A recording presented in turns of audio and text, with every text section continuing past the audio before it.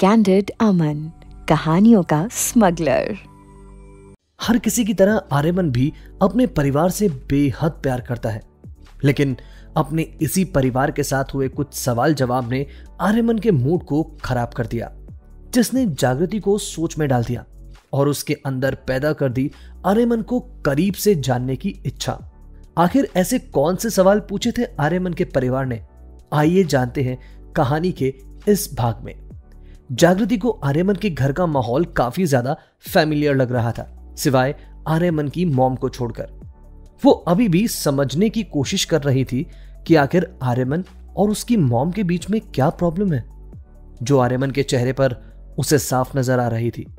Breakfast के दौरान सभी के बीच बातें जारी थी जब आर्यमन के डैड ने आर्यमन से पूछा, तो तूने जागृति से शादी अपने किसी बिजनेस डील की वजह से की है, या फिर सच में मेरे बेटे को प्यार हो गया है? आर्यमन ने कुछ बोला, लेकिन उससे पहले ही आकृति ने बोलना शुरू किया। डैड, आप भी ना कैसे सवाल पूछते हैं भाई से? जागृति भाभी को देखो, कितनी क्यूट और प्यारी सी हैं। डेफिनेटली भाई को उनसे प्यार ही हुआ होगा, सही कहा ना भाई? इतना कहते हुए आकृति की नजरें आर्यमन के जवाब का इंतजार कर रही थी। जब आर्यवीर ने जवाब दिया, असल में भाई ने शादी बिजनेस डील की वजह से ही की है डैड, लेकिन हु नोस कि दोनों आगे चलकर एक दूसरे को प्यार करने लगे।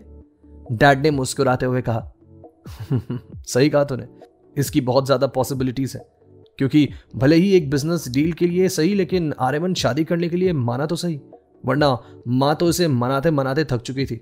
सो I think it's a positive sign. अभी तो ना जाने और कितने लेयर्स जागृति के सामने खुलने बाकी थे आर्यमन के बारे में। इस घर में आने के बाद जागृति को एहसास हो रहा था कि जैसे वो अब तक आर्यमन को जानती ही नहीं थी। उसे आज देखने के बाद समझ आ रहा था कि आर्यमन असल में एक फैमिली मैन है। आर्यमन की मॉम डाइनिंग टेबल पर एकदम खामोश होकर अपना ब्रेकफास्ट करने में बिजी थी जब उन्होंने आर्यवीर से सवाल पूछा, बेटा, आर्या ने शादी कर ली, अब तू कब शादी करेगा? मॉम के मुंह से निकली यह बात सुनकर आर्यवीर के हाथ से स्पून छूटकर नीचे फ्लोर पर गिर गया। अब आकृति ने एक बार फिर से अपना मुंह खोला और अपनी मॉम से कहा, mom, we are not sure about Veer भाई। क्या पता भाई ने पहले से ही अपने लिए कोई पसंद की हुई हो और आपके सवाल का ही इंतजार कर रहे हो। क्यों भाई? ये सब बातें बोलने के दौरान आकृति अपने भाई आर्यवीर को कोनी मारते हुए टीज कर रही थी। अब आर्यवीर आंखें बड़ी करके आकृति की तरफ देख रहा था और उसे मुंह बंद रखने का इशारा कर रहा था। मॉम ने भी आकृति की बात के जवाब में कहा, मुझे कोई हैरानी नहीं होगी अगर वीर भी अपने भाई आर्या के नक्शे कदम पर चले। आर्या ने तो मौका नहीं दिया अपनी दुल्हन को जानने देने का, लेकिन कम से कम तू ये मौका अपनी मॉम से मत छीन लेना। आर्यमन की मॉम उसे सुनाने के लिए ये सब बोल रही थी। मॉम की बात सुनते के साथ आर्यमन के हाथ वहीं के वहीं रुक गए।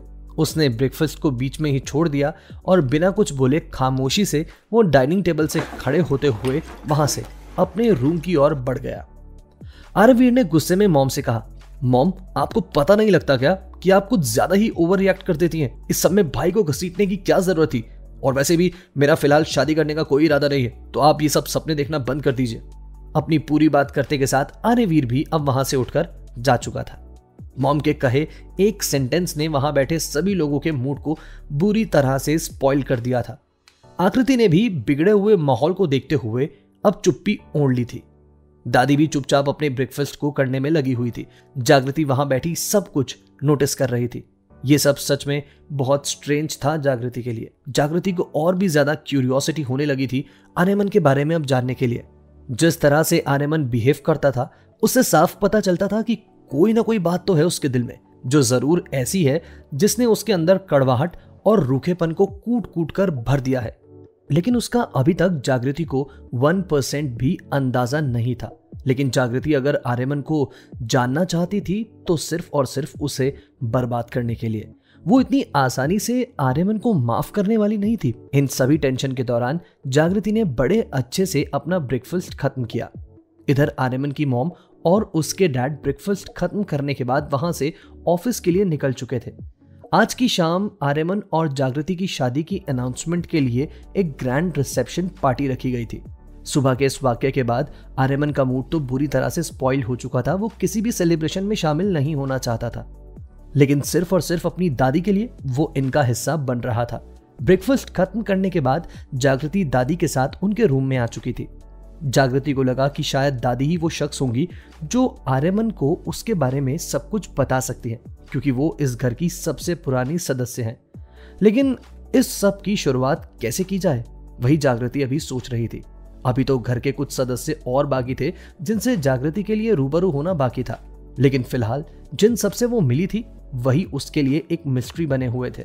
आर्यवीर को वो पहले से जानती थी। आकृति का नेचर उसे काफी पसंद आया था। दादी के बारे में आर्यमन ने जो कुछ उससे बताया था उससे दादी एकदम अलग थी। जागृति दादी के रूम में आई और उसने दादी से पूछा, दादी क्या मैं अंदर आ सकती हूँ? दादी ने मुस्कुराते हुए जवाब दिया, हाँ दुल्हन आओ ना, ये भी कोई पूछने की बात है।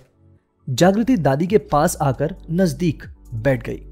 उसने दादी से पूछा, दादी मुझे पता है आज मेरा इस घर में पहला दिन है और मुझे इस घर के लोगों को जानने में थोड़ा टाइम लगेगा, लेकिन फिर भी मैं आपसे एक सवाल पूछना चाहती हूँ। दादी ने जागृति के चेहरे को अपने एक हाथ से छूते हुए कहा, बेटा तेरा पूरा राइट है इस घर पर। तू इस घर की सदस्य है और हर सदस्य के बारे में जानना तेरा फर्ज है। तू मेरे आर्या की दुल्हन है। जागृति ने दादी से पूछा, दादी वो मैं आपसे आर्यमन के बारे में ही पूछना चाहती थी। मॉम की बात सुनने के बाद आर्यमन को क्या हुआ था, वो इतना नाराज क्यों हो गए थे? दादी ने जागृति के सर पर हाथ फेरते हुए प्यार से कहा, बेटा मेरा आर्या बेटा ऐसा ही है। उसे बहुत जल्दी गुस्सा आ जाता है, लेकिन उसका गुस्सा शांत भी उतनी जल्दी हो जाता है। वो कभी भी अपने दिल में कोई बात नहीं रखता, लेकिन दिल भी वो सिर्फ उनके सामने ही खोलता है जिन पर वो भरोसा करता है। मैंने कभी उसे ज्यादा बात करते हुए नहीं देखा, लेकिन अब उम्मीद है कि तेरे आने के बाद उसमें कुछ तो बदलाव आएंगे। शायद वो खुश होना सीख जाए। जागृति दादी से ये सब बात सुनकर अपने मन में सोच रही थी, तो इसका मतलब है कि मुझे आर्यमन का भरोसा जीतना होगा, लेकिन कैसे? दादी से ही पूछ लेती हूँ। जागृति ने अब दादी से पूछा, दादी क्या आप मुझे बताएंगे कि आर्यमन को क्या पसंद है? मैं कोशिश करूंगी कि मैं उनकी पसंद और नापसंद का ख्याल रखूं। असल में शादी जिन हालातों में हुई है मुझे उन्हें जानने का मौका ही नहीं मिला। दादी ने मुस्कुराते हुए जागृति के सर पर हाथ फेरते हुए कहा, मुझे अच्छा लगा ये जानकर कि तू उसकी पसंद के बारे में जानना चाहती है। मेरे आर्या को बहुत सिंपल खाना पसंद है। मैं तुझे पूरी लिस्ट बनाकर दूंगी उसकी पसंदीदा खाने की। मेरा आर्या मेरे दिल के सबसे करीब है। सब बोलते हैं कि मैं आर्या को सबसे ज्यादा प्यार करती हूँ, लेकिन इतना कहते ही दादी खामोश हो गई। जागृति ने दादी से पूछा, दादी आप कुछ बताना चाहती हैं? बताइए ना, मैं जानना चाहती हूँ। दादी ने बात को घुमाते हुए जागृति से कहा, मेरे आर्या को बच्चे बहुत पसंद है। मेरे आर्या को देखकर कोई नहीं बता सकता कि जितना वो बाहर से गुस्सैल और रूड लगता है, अंदर से वो उतना ही सॉफ्ट और केयरिंग हो सकता है। इस समय तो आर्यमन की तारीफ में कही हुई दादी की एक भी बात जागृति के दिल में जगह नहीं बना पा रही थी, क्योंकि कहीं ना कहीं जागृति के मन में आर्यमन का उसके साथ किया हुआ अन्याय उसे उसकी दूसरी साइड को एक्सेप्ट करने नहीं दे रहा था। वो किसी भी तरह आर्यमन से बदला लेना चाहती थी अपने साथ हुए अन्याय का, जिसकी वजह से वो दादी से उसके बारे में ज्यादा से ज्यादा जानना चाहती थी। दादी ने जागृति के सर पर हाथ फेरते हुए कहा, बेटा मैंने तुम्हारे शाम को पहनने के लिए तुम्हारे रूम में एक ड्रेस भिजवाई है। जाओ जाकर उसे एक बार ट्राई कर लो। मैं नहीं चाहती कि एंड मोमेंट पर तुम्हें ड्रेस की फिटिंग को लेकर कोई प्रॉब्लम हो। जागृति ने जी दादी बोलते हुए इजाजत ली और वहां से अपने रूम की तरफ बढ़ गई। आर्यमन का रूम सीढ़ियां चढ़कर ऊपर था। जागृति ने अभी पहली सीढ़ी पर कदम रखा ही था कि तभी पीछे से किसी ने उसके हाथ को थाम लिया। जागृति पूरी तरह से शॉक हो चुकी थी कि आखिर ये कौन है।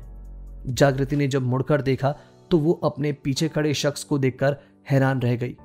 आखिर कौन है ये शख्स जिसने जागृति का हाथ थामा था? जानेंगे लव अरेस्ट के आगे के सफर में। चलिए आज का सवाल पूछते हैं, जागृति के इस बदले के सफर में कौन उसका सारथी बनने वाला है, दादी या आकृति? आप सभी के जवाब का कमेंट बॉक्स में इंतजार रहेगा। जो भी सवाल का सही जवाब देंगे उनके नाम को मैं दूंगा शाउट आउट हमारे कम्युनिटी सेक्शन में। So keep posting your comments.